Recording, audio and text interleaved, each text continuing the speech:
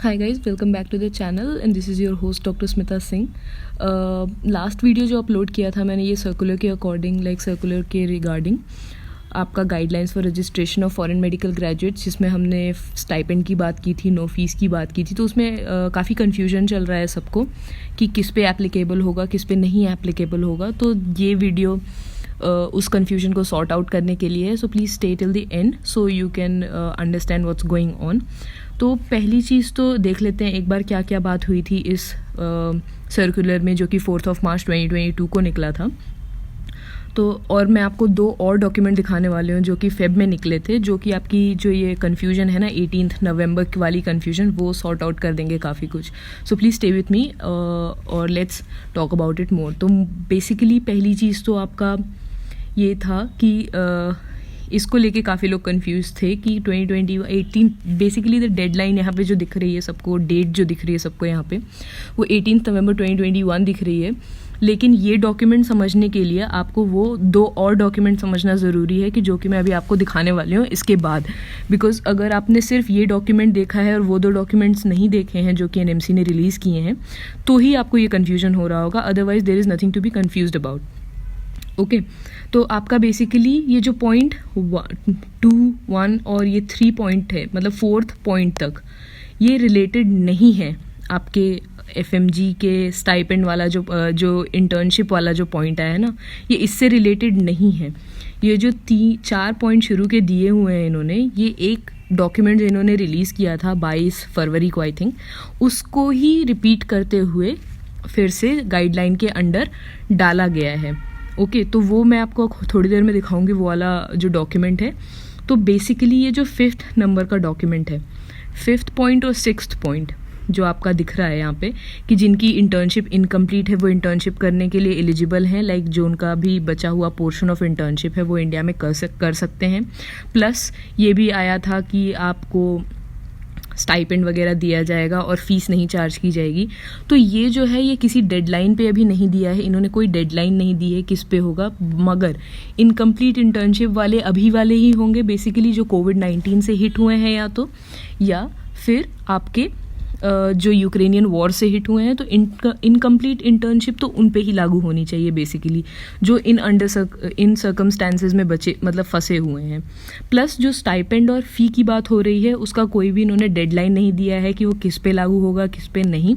तो I think वो individual state medical councils तक ये नोटिस जाएगा, वो इस पे अपना एक्शन पुटअप करेंगी। वो क्योंकि आप स्टेट मेडिकल काउंसिल्स में अपना प्रोविजनल रजिस्ट्रेशन कराते हैं और तभी आपकी इंटर्नशिप शुरू होती है, और जिस स्टेट में आप इंटर्नशिप करते हैं उस स्टेट का कॉलेज डिसाइड कर रहा होता है कि मतलब कितनी फ़ी लगनी है कितनी नहीं लगनी है। जैसे कि यूपी में है, अगर आप उत्तर प्रदेश के मूल निवासी हैं, यानी अगर आपके पास उत्तर प्रदेश का डोमिसाइल सर्टिफिकेट है और आप यहाँ के रहने वाले हैं, तो आपसे कोई भी इंटर्नशिप फ़ी नहीं ली जाती है अभी भी। इस डॉक्यूमेंट के पहले भी इंटर्नशिप फीस नहीं लगती है आपकी उत्तर प्रदेश में, लेकिन वही दूसरे स्टेट्स में लगती है। कहीं 1 लाख लगती है, कहीं 1.5 लाख लगती है, कहीं 5 लाख लगती है। तो वो इंडिविजुअल स्टेट मेडिकल काउंसिल्स पे डिपेंड करता है, और आई थिंक वही लोग डिसाइड करेंगे। ये जस्ट एक बिगिनिंग है चीज़ों की जो कि सॉर्ट आउट होगी, जबकि स्टेट मेडिकल काउंसिल्स तक की बात पहुंचाई गई है एनएमसी के द्वारा, और वो उस पर आई थिंक डिस्कस करेंगे और फर्दर डॉक्यूमेंटेशन आएगा। तो आपको मतलब स्ट्रेस लेने की ज़रूरत नहीं है, अभी जो भी होना होगा पता चल जाएगा स्टाइपेंड और फ़ी के बारे में। अभी तक जो अभी एडमिशन ले रहे होंगे उनके लिए आई थिंक एक ही बेनिफिशियल चीज़ है कि अगर उनकी इनकम्प्लीट है तो वो अपनी बची हुई कर सकते हैं। आई थिंक वो ये अपना स्टेट मेडिकल काउंसिल में पुटअप कर सकते हैं और से बात कर सकते हैं ये डॉक्यूमेंट दिखाकर। तो आई थिंक आपका स्टेट मेडिकल काउंसिल जो है इंडिविजुअली वो आपको ज़्यादा बता पाएगा कि क्या है और क्या नहीं है। सो आई वुड सजेस्ट कि जो भी न्यूली अभी इंटर्नशिप अप्लाई करने वाले हैं वो एक बार अपनी रिस्पेक्टिव स्टेट मेडिकल काउंसिल्स को मेल करें और उनसे पूछें कि उन्हें क्या मतलब करना चाहिए और क्या उन्हें स्टाइपेंड का कोई स्कोप है अभी, या फीस का क्या सीन है। So they would be able to tell you better. Okay, so let's check it out. When you go on the NMC website, you can check this thing in home, then information desk, and then all news. When you go in the all news section, there is one document released by the NMC dating 22nd of February, document number 7 and document number 8, in which the regulation FMG regulation 2002 and FMG regulation 2021 is being included. So let's see what does the 2002 regulation says. When you press the download thing, the document will open up, and there is the section called frequently asked questions. So FMG graduates covered by screening test 2002. To whom do the screening test regulation 2002 apply? So it is basically whoever has pursued their education in a foreign institute prior to 18th of November 2021. All right. It's clearly written in question number 1. The foreign medical graduates who have acquired a foreign medical degree or primary qualification, as the case may be, the candidates who are pursuing their education in foreign institution prior to 18th November 2021. मतलब जिनको भी degree, जो provisional degree या complete degree, depending on the country और depending they are doing the internship there और not, जो भी है वो 18 नवंबर से पहले मिल गई है, या जिन्होंने भी 18 नवंबर 2021 से पहले एडमिशन लिया हुआ है, जो कि ऑलरेडी इनरोल्ड है यूनिवर्सिटीज़ में, उन सब के ऊपर 2002 का जो रूल है, स्क्रीनिंग टेस्ट रेगुलेशन रूल जो एफएमजी का है, वो लागू होगा. ओके. तो और ये स्क्रीनिंग टेस्ट अपना बेसिकली एफएमजी वाला है. सो सेकंड क्वेश्चन में वही एक्सप्लेन किया हुआ है. The next is when did the screening test regulation 2002 come in force. तो ये सब पुरानी डिटेल्स हैं. ये पुराने लोगों के लिए, लाइक जिन्होंने भी पहले एडमिशन लिए हैं या जो अंडर गोइंग हैं अभी उनकी मेडिकल डिग्री के, तो ये सब उनके लिए लागू हो रहा है. ठीक है. You can go through this document and read all of the things, what is meant by primary medical qualification, provisional registration, फिर आपका what is meant by permanent registration, when is screening test conducted, eligibility criteria क्या होगा, and the format of FMG and everything is given in the document. ठीक है. What is the criteria of passing FMG. These are the things we already no, जो हमें already मतलब पता है, जो कि अभी तक चली आ रही हैं, जैसे कि सब कुछ वो ही इंक्लूडेड है. हाउ मेनी अटेम्प्ट्स ऐसा है. तो ये अटेम्प्ट्स तो इतना क्लियर नहीं है, क्योंकि पहले भी एफएमजी के डॉक्यूमेंट्स में हमेशा लिखा होता था कि 3 अटेम्प्ट्स में देना होता था, बट वो कभी इम्प्लीमेंट नहीं हुआ. So it's only just I think लिखा हुआ है. I don't know why they still have it in their brochure या जो भी उनका गाइडलाइन है उसके according, but the attempts never mattered in the FMG thing. अब तक के में मतलब अभी तक कितने भी अटेम्प्ट आप दे सकते हैं. So what are the provisions regarding internship of FMGs, ये सब डॉक्यूमेंट दिया हुआ है डिटेल में, जो कि आप गो थ्रू कर सकते हैं.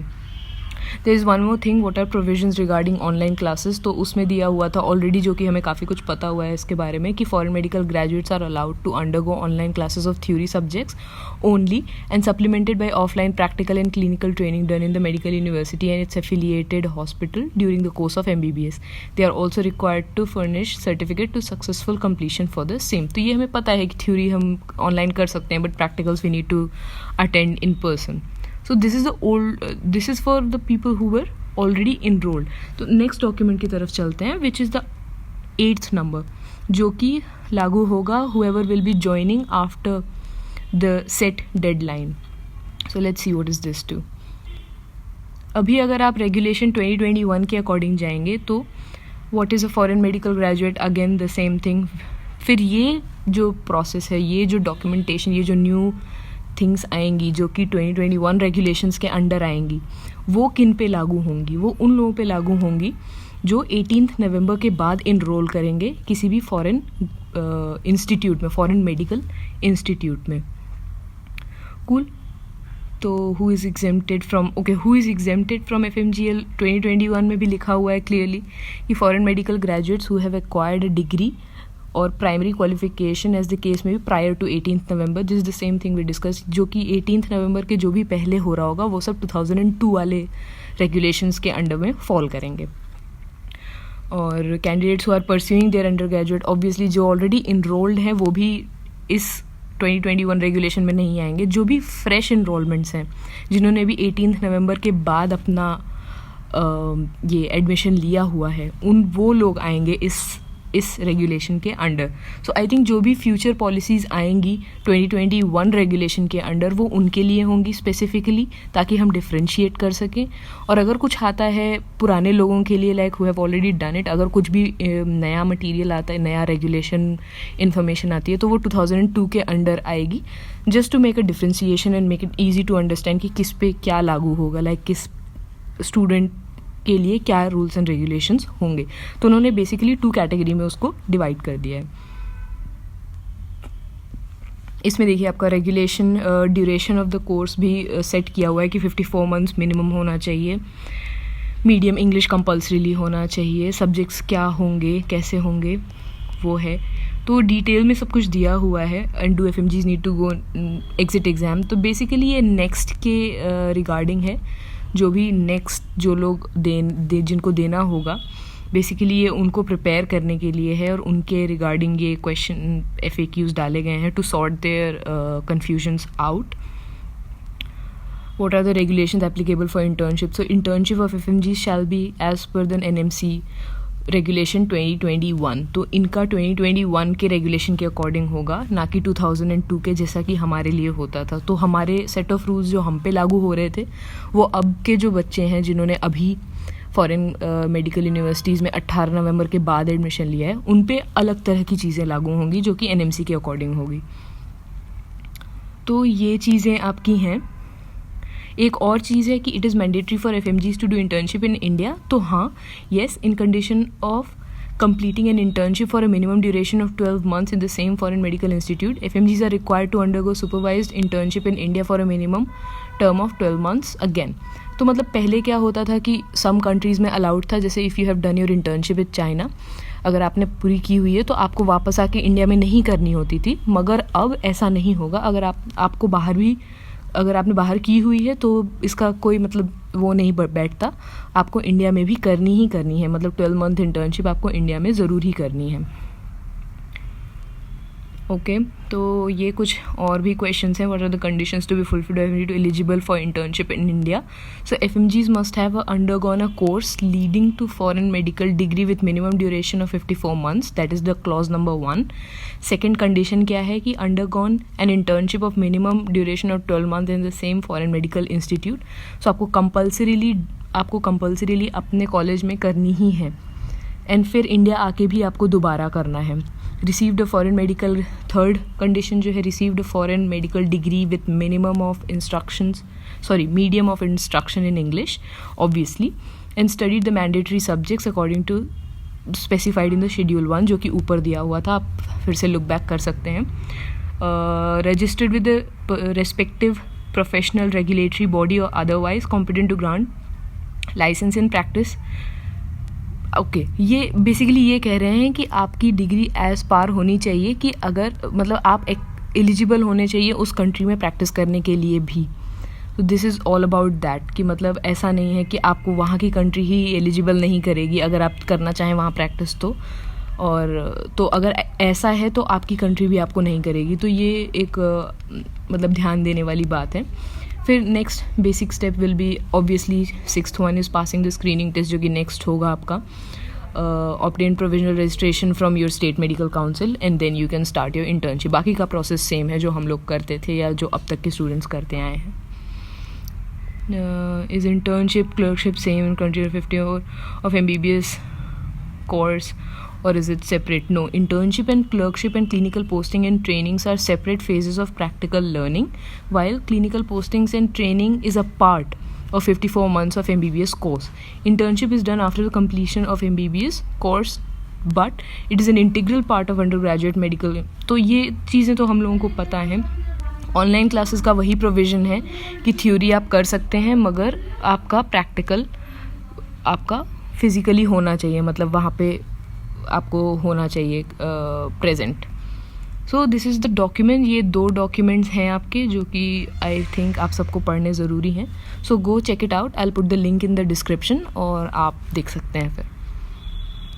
So yeah guys, these were the three documents I think which needed to be seen, जिनको थोड़ा confusion कम हुआ होगा. I hope इनको देखने के बाद furthermore I think more updates आएंगी by जैसे जैसे समय जाएगा, जैसे जैसे चीज़ें होंगी, I think more details will come. FMG के बाद भी आई थिंक काफ़ी डिटेल्स नए सर्कुलर्स आएंगे और things will get much clearer कि क्या होगा और कैसे होगा। तो until then please have patience and don't worry about it too much. पहले से तो काफ़ी चीज़ें बेहतर हो रही हैं एंड होपफुली बेहतर ही होंगी। So keep studying, keep working hard and don't worry about these things too much. सब कुछ बेटर ही होगा hopefully. Okay, and signing off for this video. Let's see आगे what things come, and I'll update you more. If you want to be updated and if you want me to post more, please like, comment and subscribe. I would be very grateful. Thank you so much for watching.